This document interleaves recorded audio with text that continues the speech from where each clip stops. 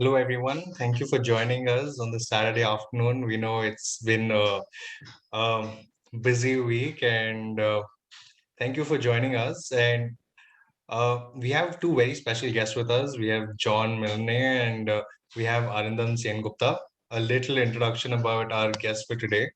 Um, John is the co-founder and director of the Constellation Group. The Constellation Group offers advice and full range of support and placement services for young adults as they move towards higher education. Their specialist university placement consultants are experienced college and university guidance counselors with expertise in a wide range of university admission systems. Thank you, John, for joining us. Such a pleasure to have you. It's a pleasure. Nice to see you again. Yeah, thank you. Arindam, thank you for joining us. Arindam's the co-founder and CIO of EduFund. EduFund's a platform for students and for it's actually a twofold platform for parents to start investing early on for the children's education, and then for students to get counseling as well as avail education loans so that their higher education process is much easier. Thank you, Arindam, for joining us. Thank you. Thanks a lot. Thank you, Tayyab. Thank you, John, for joining us. And let's get started. Yeah. So as we begin, I'll just tell you how the flow of this webinar is going to be. So instead, we didn't want, we didn't want to bore anyone with numbers and figures and facts on the screen. So it's just going to be a conversation between between all of us. So I would be your voice, everyone's voice here, asking questions to John, and hopefully through the by the end of the webinar, we'll have more clarity on how to get started with getting admissions in the UK and what UK has in store for us. Yeah, let's get started. First question to you, John. It's one that almost everyone would have in their mind. Why study in the UK? Thank you, Tayyip, and nice to see you again, Arindam, and good afternoon, good evening to everyone. Thank you for joining. I'm currently based in Bristol, in England, in the west of the country, and I'm delighted to be on the webinar today to talk to you about the United Kingdom and the university landscape here. I mean, just to get straight into it, Tayyip, the conditions in the UK over the past year or so, as they have been globally, have been very disrupted, and it's been very difficult for students internationally as well as here in the UK. But I think one of the real strengths of what has happened in the United Kingdom and the universities over the past year during the pandemic is that they've adapted incredibly quickly. And the experience that the students have had, whilst it's not always been face-to-face, the universities have responded with online learning in quite a superb fashion. They were using various platforms prior to the pandemic anyway, and various learning management systems. So when the pandemic hit, there were many opportunities for students to interact, not face-to-face, but via the online platforms. And my own daughter is at Durham University in the UK, and I can speak from her experience that the university was pretty seamless in ensuring that the students could continue with their studies and were pretty much business as usual. A lot of them couldn't come to the universities themselves for face-to-face teaching, and that was a difficulty, but learning online was made very interesting, very relevant, and given the conditions, it was a tremendous success. So I think one of the reasons why to study in the UK, the coronavirus sadly isn't going to go away anytime soon. There's going to be continuous restrictions on travel and interruption, but UK universities starting next month will be fully open with face-to-face teaching, some hybrid learning and some online. But I know from my own experience here in Bristol University, that has somewhere in the region of 30,000 students, is going to be open, and the students will be receiving face-to-face teaching. They will be studying in their halls of residence. And so I think looking forward, if a parent's looking for stability, looking for consistency, then UK universities absolutely offer those. And I know that the UK government is particularly committed to making sure that visas and borders are open for students to come to the UK. And I know that the UK post-Brexit is also focusing in on countries, especially like India, to try to make studying in the UK far easier and far more attractive. I think in general terms, why study in the UK? UK universities are some of the best universities in the world. They've been around for a long time, some of them many hundreds of years. And so they provide that stability, that consistency, that incredibly high quality of teaching that we all like to see and we all want, and particularly employers around the world really respect. So if you want to have global employment opportunities in the best companies around the world, then a UK degree, whether it's at undergraduate level or at master's level, really presents everyone with a fantastic outcome. And I think the way that the universities teach is also really important to remember. In the United Kingdom, the way that the degrees are structured and the way that the degrees are taught really encourages the students to be independent and really encourages them to be creative and very entrepreneurial as well. And that can be difficult at first because many students are used to being given the information and spoon-fed and supported.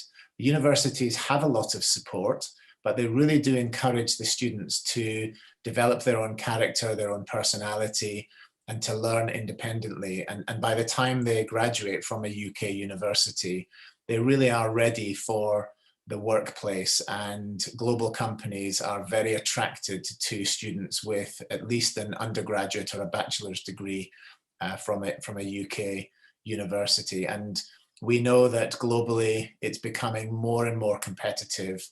And so if you can graduate with a degree from a good university in the UK, it really does set you up for life and prepare you personally, but also I think improve your employment opportunities in the future.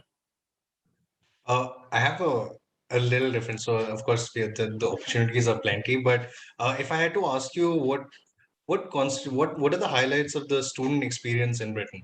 Like, for someone coming in from India. So what would be the highlight, something to look forward to when they come to England? I think one of the great things about the United Kingdom or England in particular is that you've got a huge amount of history, you've got a huge amount of culture, and you've also got an enormous amount of entertainment and sport and music. And yet England and the United Kingdom is only a country of about 80 million people. Most of them are located in and around London and the south of England. So if a student coming from India is looking for more than just excellent academics, they can really experience everything that the UK has to offer in one place because everything's so accessible. I can't even begin to imagine what it's like in a country like India or China, where you've got billions of people and a huge amount of area to cover. In the United Kingdom, the students that come from India get a very intense experience, and they can visit and they can experience and they can be part of everything the UK has to offer. And it's very easy to get to, and it's very easy to experience.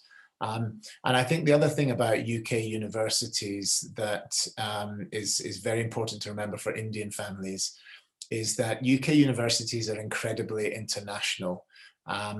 Most universities probably have about 20%, 25% international students across a vast array of different countries. So again, if you're looking at preparing your children for a very global journey as part of their life and being part of a global company, then interacting with other students and peers from many different nationalities is critical as part of your studies at a UK university. And so Indian students will come away with amazing friendships and relationships and understanding of different nationalities and different cultures.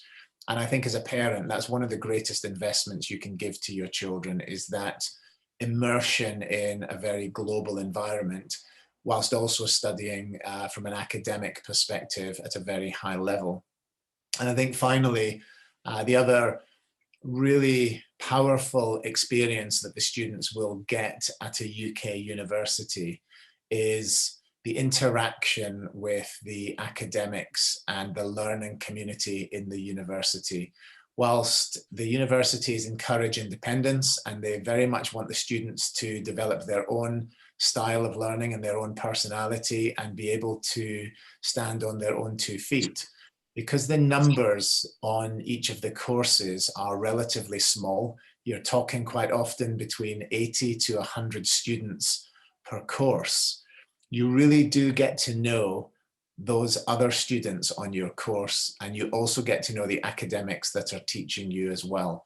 And for me, it's that relationship with the academics that really comes through very powerfully in a UK university. UK universities are not like American universities where you can be in a class of 200, 400, 500 students in some instances, and the relationship is not as informal as it is in the UK, in the US. It's very formal, and you do get to know your lecturers and you do get a lot of contact time with them. And I would say that that's also for a lot of students a very meaningful thing about coming to a UK university, because coming from an international school setting, quite often you're in a big class, you're in a big setting, and you're one of many. Whereas in a UK university, you really do get that personal touch. And I think that's quite a distinctive in the UK, certainly comparing it to the US and Canada and Australia. Completely agree with you, John. I think something a lot of things to look forward to. Now, of course, UK has plenty of universities, must be in the hundreds, I'm sure. So, in that case, when the opportunities are so many and the colleges, the universities are so many, how do you narrow down? So we have plenty of students here who will be going to the UK probably in the next couple of years. So, how do they narrow down their search? How do they even begin this? No, it's a very good question. And just to give you a bit of background in terms of the universities in the UK, one of the big differences, as I've just mentioned, between the UK and the US is that, and I studied in the US, so I have personal experience of this.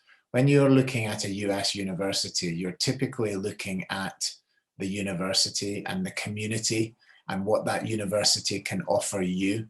And what you choose as a subject to study is often secondary to the name of the university and the experience that you will get.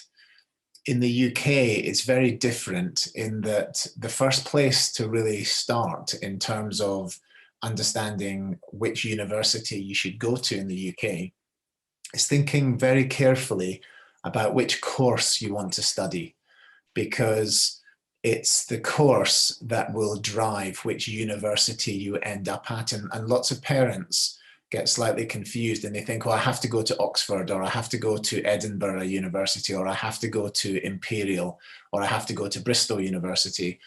Well, actually, if you adopt that approach, that might work out for you, but chances are you might be missing out on the best course and the best ranked course for your child, because it's about the course and not about the university in the UK. And increasingly, you will see some universities that are less well known in the UK with courses that are globally ranked in the top 10 and the top 20, whereas the actual university itself might not feature in the top 20. And it's critically important to remember that, because as well as being different in terms of the types of universities between the US and the UK. In the UK, as you know, the courses are 3 years in length, typically, whereas in the US, they're 4 years in length.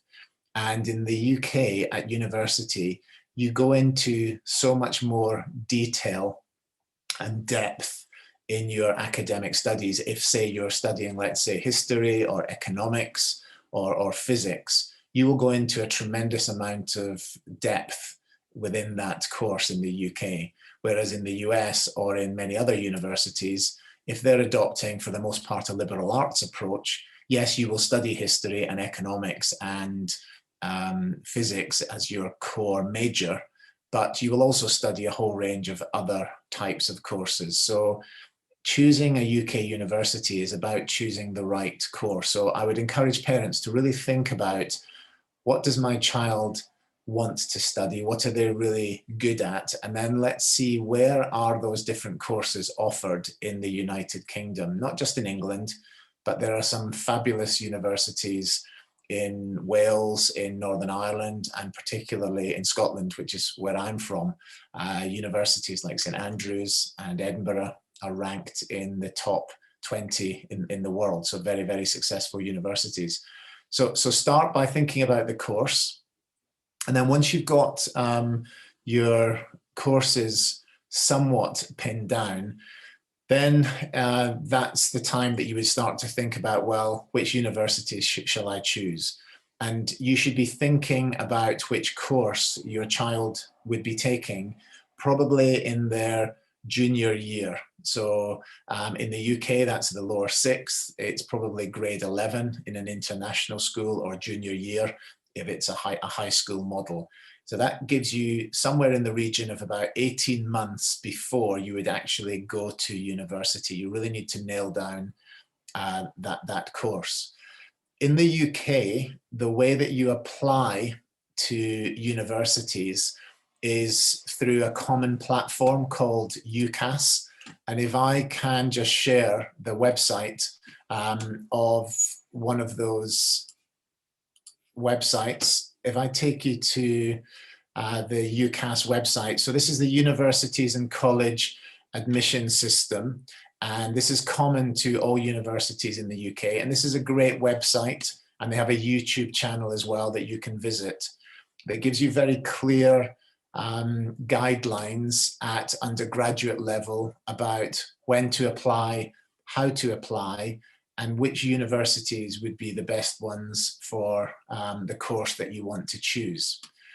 So as you start to narrow down your course in your senior year, so at the very beginning of your final year of high school, you would then apply through UCAS to the various universities.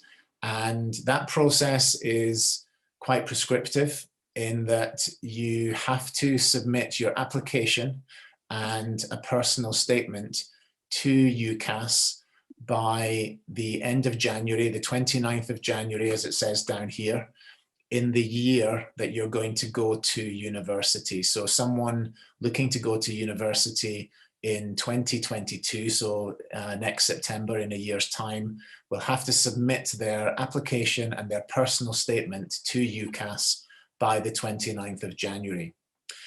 The good news is that you can start submitting your application and your personal statement as soon as you want, effectively, after the 1st of September. And many students will do that in the hope that they will get a quicker response from the universities that they're applying to. The reality is that even if you send your application and your personal statement off to the universities through UCAS on the 1st of September or the 1st of October, you may not hear until next February or March, or in some instances April, as to whether you've been made an offer from that university. But having said that, if you do submit your application form and your personal statement to the university sooner rather than later, universities are constantly, almost on a monthly basis from September, October, reviewing the applicants and their personal statements and their application forms. And in cases where there is a very strong application or a student looks very attractive to that university, they will indeed make an offer. So again, for my own experience with my daughter, she submitted her UCAS application on the 1st of October, and she started receiving offers throughout October for the various universities that she applied for.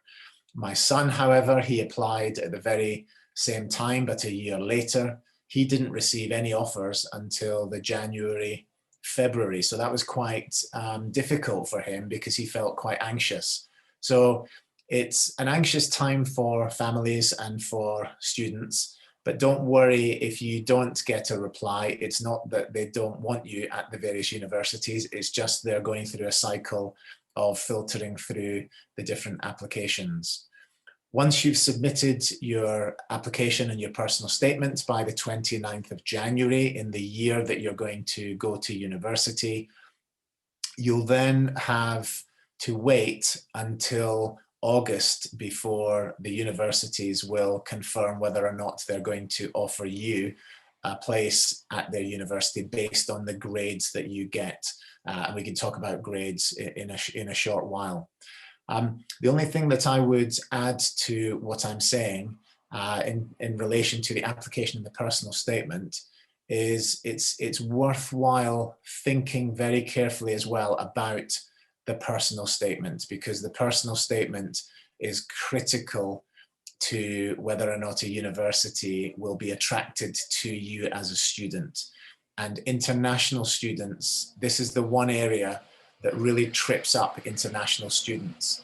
And that's quite often because they don't get the right advice, or they don't promote or sell themselves strongly enough.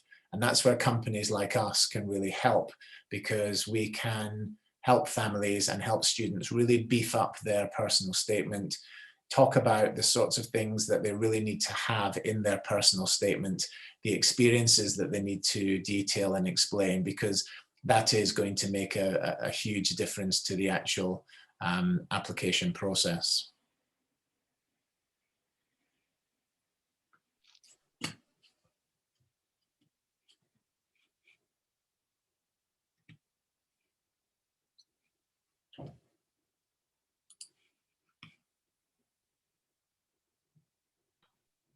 Yes, I'm so sorry. So, John, I had questions being asked. So how different is the process from the UG application process to the PG and PhD process? Because we have some of our applicants, participants here asking. Yeah, it's quite similar. I mean, I think for the postgraduate application process for masters, it's quite straightforward in that you apply straight quite often to the universities themselves, and they would be the ones that would give you a direct answer as to whether or not they want you on their master's course or not. And that's very different to bachelor's or undergraduate, where you have to go through UCAS. Obviously for doctoral studies, that's a much longer process, but again is done and can be done through the universities directly. So anything above bachelor's can be done through the universities, but undergraduate is a common application process done through UCAS. Great. Actually takes us to the next slide automatically, where uh, we know the process now. Instead of searching for the university, we search for the courses. But the eligibility is a big question in most of our heads, where whether it's our marks or even the experiences that you mentioned. So how do you find ourselves like eligible?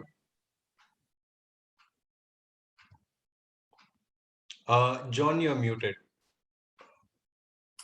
Sorry, the good news, sorry about that. The good news is that in the UK, there are around about 146 universities. So there are universities for everyone. And that's not to say that there are some universities where the bar is so low, anyone could get in. It's just that they are very different in terms of what they offer. So in terms of which university to go to and to get into, it's worth doing the research to understand what are their entry requirements.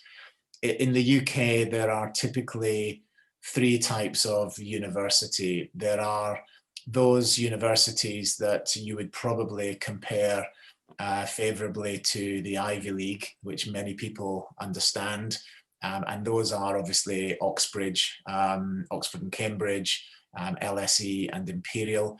They are incredibly demanding application processes, which also include entrance examinations and entrance interviews. But if you're looking at a Russell Group university, which is pretty much all of those universities that we've all heard that are globally ranked in the top 50 in the world, many of them I've mentioned already, such as Exeter and Bristol, Warwick University, Edinburgh, St Andrews, Durham. Those are all Russell Group universities, and many of the universities of London as well. You would be looking at around about ABB or AAB at A level to be able to get into one of those courses. And one of the interesting situations in the UK at the moment is that because there are no formal exams, many students are getting their predicted grades, which means that there's an enormous amount of grade inflation at the moment. And therefore universities are struggling to admit everybody that gets the grades to get in. And so some of the universities are already raising the barrier to entry because they're anticipating more and more students from overseas coming to UK universities. But there are also universities that sit beneath the Russell Group universities called the 1994 group. And many of those universities are the old vocational type polytechnics. But again, don't be deceived. There are courses at the University of the West of England, which is also in Bristol in England. And the University of the West of England is not a globally ranked university. But compared to Bristol University, which is a globally ranked university, the University of the West of England has some incredibly successful courses in law and in business and in animation and in gaming, and they are globally ranked. So the requirements vary depending on which course and which university you're going for.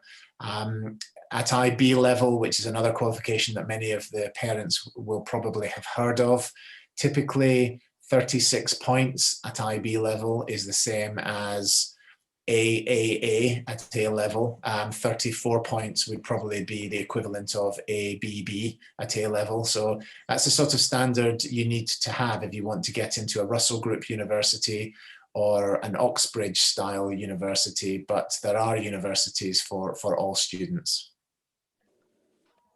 Thanks, John. I'd like to bring in Arindam for these questions here. This is an important part where we're all concerned about finances, how much it's going to cost us. Arindam, can you tell us like how to go about with the finances? Of course, we know it's going to be expensive, but how do we get an idea of what the expenses are? Sure. So if you talk about studying in any foreign country, right? Let's take UK because we are talking about UK now. So there's typically when you study abroad, sorry, 1 second. Typically when you study abroad for your undergraduate, it's pretty hard to get a scholarship. So it's a little bit more expensive, or it's significantly more expensive. So when something is more expensive, how do you go about it? You go about it by planning earlier. Remember, studying abroad is never cheap. And typically, if you study at tier 1 universities in the UK, and John, correct me if I'm wrong, but tier 1 UK universities will be about $125,000 to $150,000, right, for the duration of college, right, John? $125,000 to $150,000. And this is a lot of money. You have to plan for it before time. So at EduFund, we do have a planning app. We help parents and students do it. Unfortunately, let's say you're late in planning, right? You can always take a loan, right? I mean, that's another way of helping with the finances. But the key again is to figure out where you want to go. And that's where people like John really come in, because you could study anywhere, right? In the UK, study anything, anywhere. How do you still spend that much money and get the best outcome? That is the trick here. And that's why counseling becomes such a critical part. How do you make your money work the best for you? I look at counseling in that way. Uh, Annam, so 125,000. So if you have to be specific, let's say we need an That's amount to about a plan it crore. out. That's, let's say 150,000 is about 1 crore, right? And Okay. usually 70% of that is tuition. The rest is your accommodation and living expense, right? Because remember, you're in a foreign country where your mode of payment is the pound, right? These are expensive things, right? You start spending 10 pounds a day, you live somewhere for 365 days. That's a cost, right? So all of this puts together, and yeah, you slowly reach about $150,000, which is a crore. And what's the loan process like with EduFund? Sure. So I would recommend everybody to not wait till you get university admission. Even 6 months before, you can get pre-approved for a loan. You ideally you should have a collateral, but if you don't have a collateral, let's say you already have an admit letter and you are getting admission in one of the better universities or higher ranked, you can get up to 30, 40 lakhs collateral free. But the first thing is know how much is your loan burden. Remember, these are things which, if you plan a little bit early, is very easy. So the entire loan process, I mean, start 2 months before. It only takes a few weeks, but start a couple of weeks before. Start 2 months, give yourself time, arrange the paperwork, and then that's the first step to having a quick loan.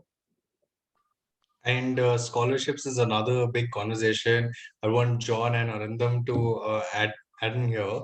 So we start with John. John, what's the availability of scholarships? Like, where do we look? Yeah, again, there's a section on the UCAS website that can give you information about scholarships, but the reality is that unlike in the US, where universities have significant endowment funds, I think Harvard and Yale and Stanford are 32 billion. In the UK, endowment funds within universities are quite limited. And so scholarships and bursaries are typically only handed out at the master's and or doctoral level. For bachelor's and for undergraduates, you have to be exceptional, or there has to be a significant need for the university to be able to support financially. And that's also very different, as you know, to the US, where you can get a range of financial aid and scholarships added to your package depending on your abilities. But that's probably one thing where in the UK it's not as obvious to be able to get financial aid or support from a university. Great. So just to clarify for everyone, so you go to the UCAS website, let's say for the UG courses, if you want a scholarship, and you have all of the scholarships available there. They're all listed there, right? Not all of them. Most of them, I would say the best place to start is to identify which courses you want to take, and then the universities, and then decide which universities to then contact to understand about scholarships and bursaries. I think if you're going to start looking for scholarships and bursaries, first of all, you probably, or you could potentially end up at a university that isn't worth the investment. So it's really worth deciding, what do you want out of this, and which course and university should I put my child in? And then having an open and a transparent dialogue with the admissions department at those universities, because the universities are very keen to be diverse. They want to be incredibly international. They want really good people to come to their place of study. And individually, if you're honest and transparent and open with them, they may well enter into a dialogue with you to create some sort of arrangement that can help you as a family. But don't expect it, because it's not normally how UK universities would work. And because they're very popular at the moment, there's less need for them to deliver on that. Thanks, John. So we finally have come to the section everyone's been waiting for. We have plenty of questions coming in. So everyone who would raise their hands, I'm going to ask all of the questions. We have Just, around, Tayyab, if I can make a yeah, quick point. yeah. Hello, everybody, once again. So we will try to get many of these questions as we can, but please do reach out on our app and on the website. Please send in your queries, and whatever is your need, we can still help you after the webinar. So if you don't get to your question, there is a way of reaching us. Tayyab will share after the webinar. Sorry. So I've already shared the link on the chat box. So you can download the application and of course have a private counseling session made available for you. Until then, so we have a few questions, John. Let's get to them fast. Uh, uh, would my so Nasiruddin asks, will my spouse holding dependent would be able to apply for study at university? I'm not sure if that entirely makes sense. Yeah. Uh, yeah. So Is yeah, this the yeah? answer, sorry, Ty, the answer is that there's really no age limit to applying to university in the UK.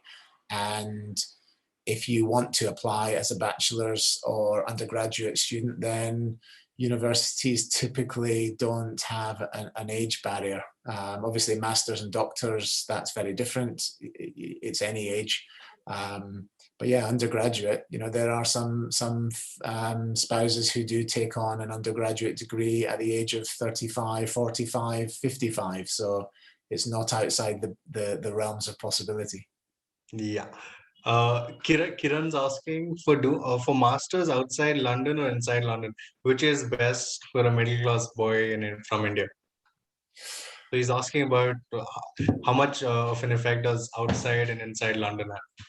Yeah, it's considerable. And even the effect of London, the south of England, the north of England and Scotland, effectively the further north you go in England, the more cost effective it will be, particularly in terms of accommodation. The price in London is very expensive.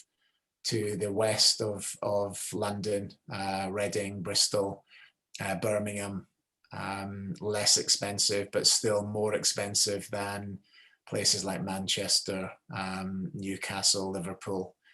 And then obviously if you go up to Scotland, to Aberdeen, Glasgow, Edinburgh, less expensive than England. And Wales is probably the cheapest, one of the cheaper locations in the United Kingdom, but some great universities there as well, including Cardiff. So it does have a big impact. London, I think to go and study in London, you have to be very clear about why you're doing that or have very deep pockets. Sakshi is asking a very relevant question. She's asking about the job opportunities and the placements. Is there help from universities and what's the job market like? Yeah, so that's a very relevant question. So there are two elements to that. Work placements are becoming more and more the norm at universities. Universities are realizing that particularly international students need that work experience if they want to get a job post study. So more and more universities are creating job opportunities during their academic studies and work experiences and internships.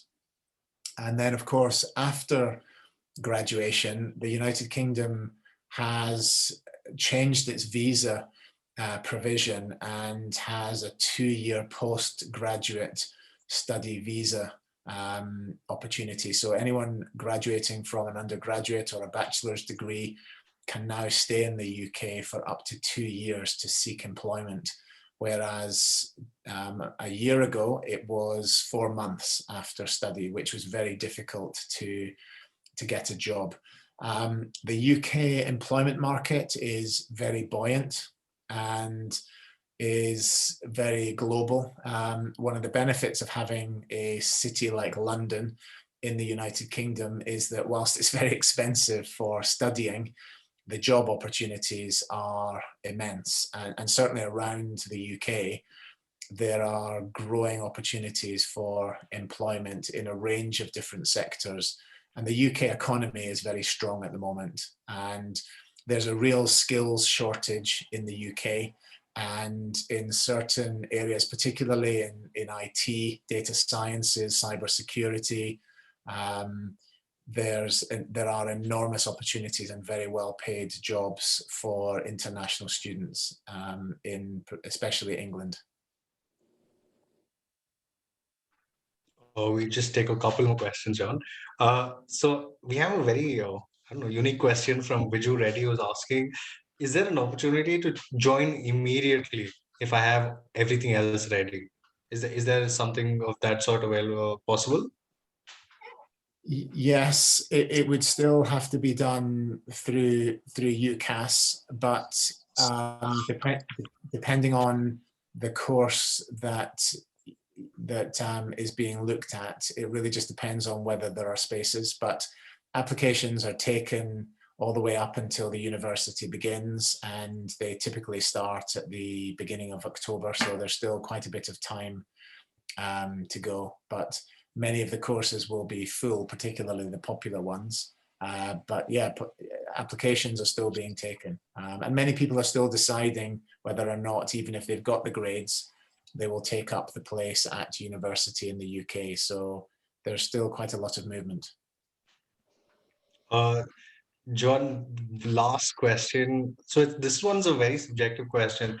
I graduate next year, May. So when should I submit my application for September intake, sir? So just before you answer, John, so I see plenty of questions here, and they're all very subjective. So for that, I'd suggest you download the EduFund app so that you can book a counseling session with John and his peers, so they can guide you better, and you have the entire focus the entire time. Yes, John. Yeah, if it's graduating next year, then really you need to be registering with UCAS as soon as possible to start the process and to get the advice and the support that you need. Again, it's not too late. It's still more than 1 year until university begins, so it's ample time. And as long as you have a good idea about which course you'd like to take, then pulling the application form together and putting the personal statement together is also very possible in the time frame, given that applications don't need to be in until the 29th of January. Thanks, John. I think with that, we come to the end of the Q&A session.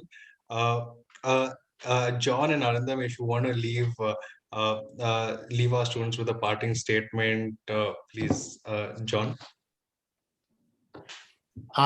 Yes, I just want to say that it's been an incredibly difficult time for everyone, and I know that in India it has not been especially an easy time, and with young people it's very difficult to see them being disrupted in terms of their education because they've done nothing wrong, and it's such a shame that there's so much uncertainty. But the good news is that through counseling and support from people like myself, we can give you very transparent, very honest, very fair overview of what your options are. And going forward in terms of getting value for money, UK universities are open for business. The vaccination program in the UK is almost 90% complete. And so it's a relatively safe place to be. And the universities are very committed to getting back to face-to-face learning almost immediately. So despite what's going on around the world, it's a great option to study in the UK. And at the moment, there's possibly no greater gift that you could give to your children than an opportunity to study somewhere that's certain, that's stable, that's high quality, and that's safe. Thank you, John. Arindam? Sure. So for me, it is so I guess the number of people we have on this call, there would be different people at different stages of their application, right? There are people who are 1 year away from application. There are people who are maybe 6 months away. And there are people who may be 2 years away, right? So for me, it studying abroad, and I can talk from my own experience. I have done my undergrad in the US and masters also. The best way of getting the most out of this experience is by planning early. You talk to counselors, you start financial planning, you start working on your visa, you start working on your immigration, maybe you start working on your education loan. So all of these start early. There is nothing like I'm too early to plan for education abroad. There is nothing like that, because when you start doing managing these 5 or 6 things, suddenly you will think, I wish I had 1 month more. That's what happened to me when I was going for my masters. I was working and I kept thinking I'll do it 1 month before, like I had everything else figured out, and in the last month it became crazy. So start early. Thanks, Arindam. Thank you, John and Arindam, for joining us.